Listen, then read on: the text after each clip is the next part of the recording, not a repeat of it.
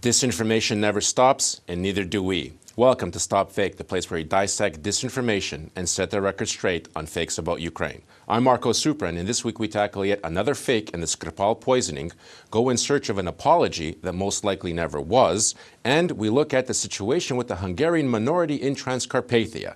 Details ahead.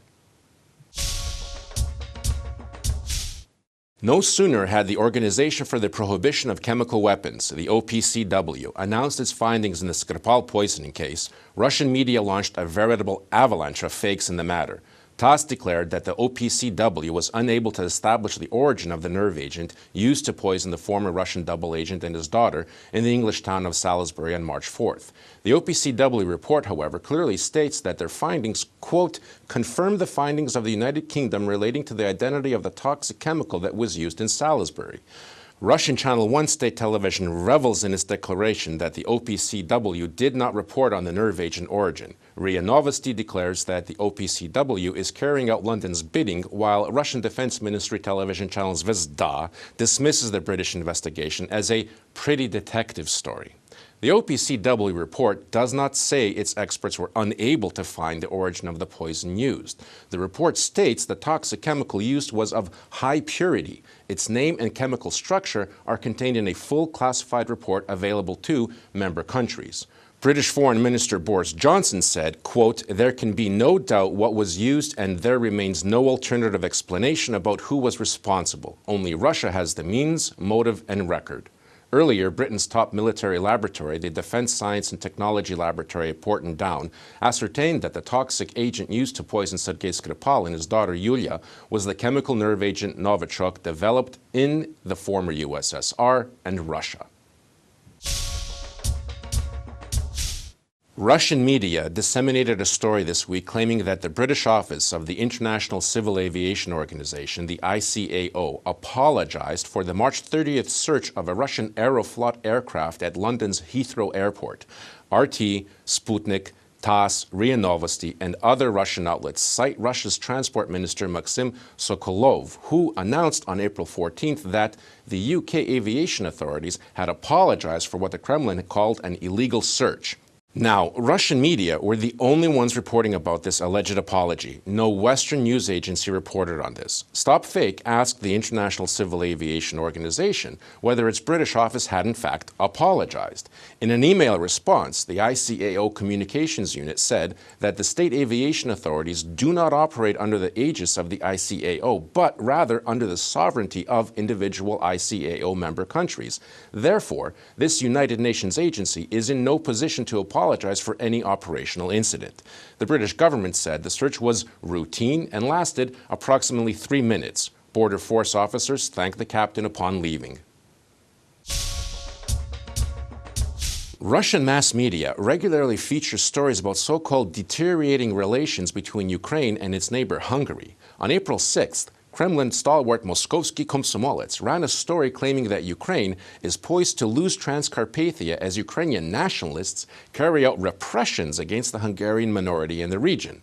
A few days later, the propagandist NTV television channel followed suit, declaring that Transcarpathia is becoming a second Donbass. Now, Russian media exaggerate Hungarian minority numbers in western Ukraine considerably, claiming there are more than 200,000 Hungarians living in Transcarpathia. Ukraine's last census, taken in 2001, showed that 12% of the Transcarpathian population, some 150,000 people, identified as ethnic Hungarians. In 2015, Hungarian Secretary of State for National Policy, Arpad János Potápi, said 94,000 Transcarpathia residents had received Hungarian passports. Last year, Ukraine's Foreign Minister Pavlo Klimkin announced that the Hungarian community in Transcarpathia was shrinking quickly as people were leaving the region, reducing the number of ethnic Hungarians to less than 100,000. Moskovsky Komsomolets also claims that the Hungarian minority is deprived of studying in their native language. This claim is groundless, as Ukraine's new law on education guarantees minorities education in their native language from primary school through high school. NTV, meanwhile, claims that the far-right, right sector regularly descends on Transcarpathia to oppress the local Hungarian minority, and that nationalists twice set fire to the Hungarian Cultural Center in Uzhhorod.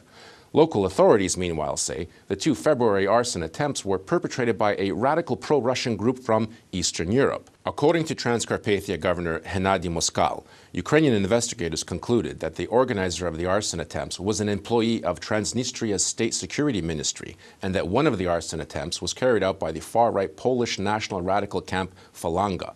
Polish authorities uncovered the role of the Polish extremists and arrested them. On April 10th, scores of Russian media featured stories claiming Ukraine's armed forces were not able to handle American arms. RIA Novosti, Moskovsky Komsomolets, Vesti, and many others completely misquoted former Ukrainian Deputy Prime Minister Roman Besmertny's interview on Channel News 1. Russian publications not only misquoted Besmertny, they also took the bulk of what he said out of context, conveniently omitting details that provided a full picture of his answers. When asked by News 1 anchor Vitaly Dicky how Ukraine would deal with an influx of sniper rifles from 3 countries and the shortage of snipers, Besmertny replied that Kyiv would have to train the necessary personnel. Quote, "We must train new personnel so we can take advantage of new technologies," Besmertny said. He never mentioned any American weapons directly. He only referred to American Hummer vehicles and said that they are largely unfamiliar to Ukrainian personnel. Besmertny never said Ukraine's military were unable to learn how to service Hummers and other Western weapons. He simply said people needed to be trained to operate and look after the new equipment.